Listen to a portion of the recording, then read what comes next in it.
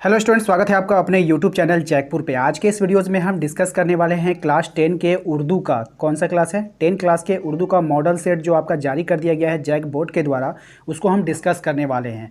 तो वीडियोस काफ़ी इंपॉर्टेंट होने वाला है। वीडियो में शुरू से लेकर अंत तक आप लोगों को बने रहना है। यदि आप हमारे चैनल पर पहली बार आएँ तो चैनल को सब्सक्राइब कर लीजिएगा, घंटी के बेल आइकन को दबा दीजिएगा अगली वीडियो के नोटिफिकेशन को पाने के लिए। तो चलिए स्टार्ट करते हैं। सबसे पहले देखिए, काफ़ी सारे बच्चों का ये कमेंट आ रहा था और टेलीग्राम पर भी जो है हमने ये जब डाला था तो वहाँ पर भी काफ़ी सारे बच्चों का जो है मैसेज आया कि सर हमें जो है उर्दू का जो है मॉडल सेट सॉल्व करवा दीजिए। देखिए बच्चों, हम उर्दू का टीचर नहीं है, फिर भी हम कोशिश कर रहे हैं कि आप लोगों को थोड़ी बहुत हमारे द्वारा अगर हेल्प आपको हो जाए एग्ज़ाम में तो हम जो है जो भी करना होगा मैं करूँगा। लेकिन मैं उर्दू का टीचर नहीं हूँ, थोड़ी बहुत उर्दू की जानकारी है, इसलिए कोशिश कर रहा हूँ कि आप लोगों को जो थोड़ा सा सोल्यूशन आपको बता दूँ या एग्ज़ाम रिलेटेड जो भी इंपॉर्टेंट क्वेश्चन होगा उसको भी मैं कराने का प्रयास करूँगा। ठीक है, तो हमारे चैनल को सब्सक्राइब कर रखिएगा, घंटी के बेल आइकन को दबा दीजिएगा, पल पल की अपडेट करिए और हमारे टेलीग्राम चैनल को ज्वाइन कर लीजिएगा। वीडियो का डिस्क्रिप्शन में भी उसका लिंक दे दिया गया है। तो देखिए, आज के इस वीडियोस में हम लोग डिस्कस करने हैं सेट 1 का जो है ना सेक्शन ए डिस्कस करेंगे, क्योंकि उर्दू में जो है काफ़ी वक्त लगता है इसके आंसर्स को निकालने में और आप लोगों तक पहुंचाने में। तो हम लोग क्या करेंगे, सेक्शन 1 को डिस्कस करेंगे, इसके बाद सेक्शन बी सेक्शन सी तीनों को कर देंगे। ठीक है ना, तो ज़्यादा टेंशन नहीं लेना है, आप लोगों को लगातार ये वीडियोस मिलेगा। ठीक है, तो चलिए चलते हैं सेक्शन 1 की तरफ। सबसे पहले सेक्शन 1 में अगर हम बात करेंगे तो इससे पहले कुछ इंस्ट्रक्शन दिया गया है, आप लोग इसे पढ़ लीजिएगा। सबसे पहला सवाल पे हम लोग आते हैं। पहले सवाल में आपसे कहा गया दर्जा झेल में से किन्हीं 5 सवालात को आप लोग को हल करना है। तो हम लोग को जो 5 सवालात है उसे हम लोग डिस्कस करने वाले हैं। सबसे पहला सवाल देखिए, सबसे पहला सवाल जो है हमारा, ड्रामा किस ज़बान का लफ्ज़ है? ड्रामा किस ज़बान का लफ्ज़ है आपको बताना है। ठीक है ना, तो चलिए इसका आंसर को ज़रा देख लेते हैं। तो बच्चों, आपके यहाँ पर जो है ड्रामा का आप लोग देख पा रहे हैं, आपके स्क्रीन पर दिख रहा है, और इसका जो सही जवाब हो जाएगा ड्रामा यूनानी ज़बान का लफ्ज़ है। ड्रामा किस ज़बान का लफ्ज़ है? यूनानी ज़बान का लफ्ज़ है और जिसके माने हैं करना, जिसके माने हैं करना, बस आपको इतना सा लिखना है उसके आंसर में। ठीक है, ड्रामा यूनानी ज़बान का लफ्ज़ है और जिसके माने हैं करना। आप यहाँ से इसको नोट कर लीजिएगा। तो चलते हैं अपने अगले सवाल की ओर। तो बच्चों, इस सवाल का जवाब देख लीजिए। अगला सवाल है हमारा कि भागवी चुपके चुपके क्यों रोने लगी। बच्चों, इसका जवाब हमने बहुत ढूंढा पर मुझे पता नहीं ये कौन से चैप्टर का है। अगर आप लोगों को पता है तो कमेंट जरूर करके बताइएगा, सर ये चैप्टर में है। भागवी वाला क्वेश्चन कौन से चैप्टर में है या किस चैप्टर से रिलेट करता है, हमें कॉमेंट करके जरूर बताइएगा। इसके बाद हमारा क्वेश्चन है, हम लोग क्वेश्चन नंबर 3 को करते हैं, 2 को छोड़ देते हैं क्योंकि 5 क्वेश्चन का ही जवाब देना है। तो सर सैयद का असल नाम क्या है? तो चलिए इसके देख लेंगे हम लोग, सर सैयद का असल नाम क्या है।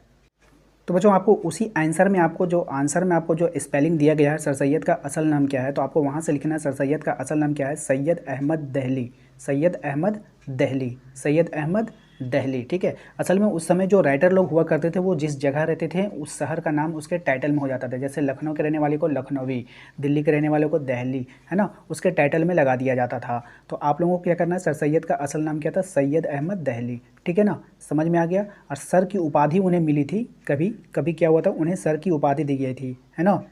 तो इस कारण जो है उनका नाम जो है सर सैयद अहमद कहाँ हो गया, आप यहाँ पे देख पा रहे होंगे, यहाँ पर आपको लिख गया 1878 में, है ना।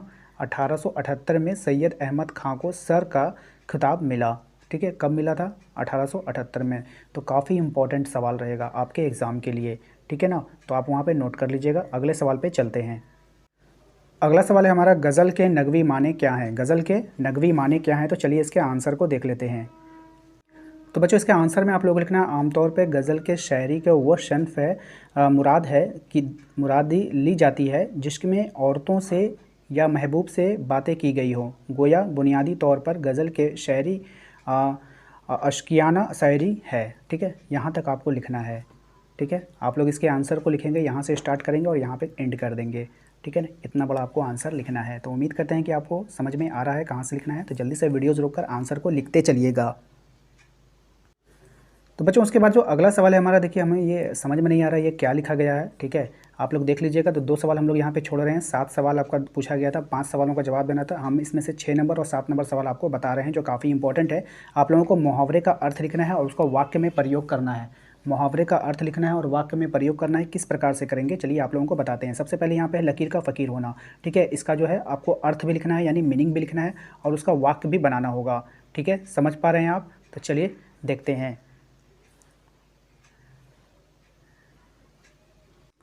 तो देखिएगा बच्चों, यहाँ पर आप लोगों का सबसे पहले क्या था, लकीर का फ़कीर होना। तो लकीर का फ़कीर होने का मतलब हो जाता है पुरानी बातों पर चलना, पुरानी बातों पर चलना। लकीर का फ़कीर होने का मतलब हो जाएगा पुरानी बातों पर चलना। ठीक है,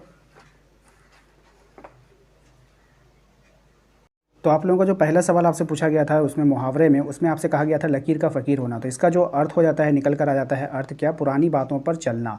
तो हमने इसका जो जुमला में प्रयोग किया था कि राम अपने वालिद की बातों को मानता है, मानो कि वह लकीर का फ़कीर हो, यानी वो अपने वालिद के पुरानी बातों पर चलता है। ठीक है ना। तो ये इसका जुमला में प्रयोग कर दीजिएगा और ये इसका मीनिंग यहाँ पे लिख दीजिएगा। उसके बाद जो था आपका हर बात में शक करना, है ना, दाल में काला ढूंढना या दाल में काला निकालना, तो उसका हर बात में क्या हो गया, शक करना, ये मीनिंग हो गया।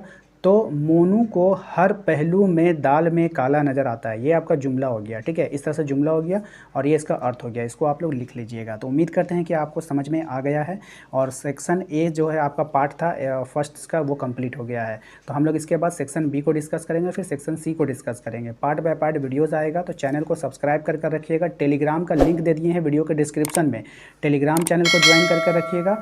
और हमारे चैनल को भी, जो यूट्यूब चैनल है आपका जैकपुर, इसको भी सब्सक्राइब करके रखिएगा ताकि आपको वीडियो को नोटिफिकेशन मिलता रहे। ठीक है, तो मिलेंगे अपने अगले वीडियो में। Thank you.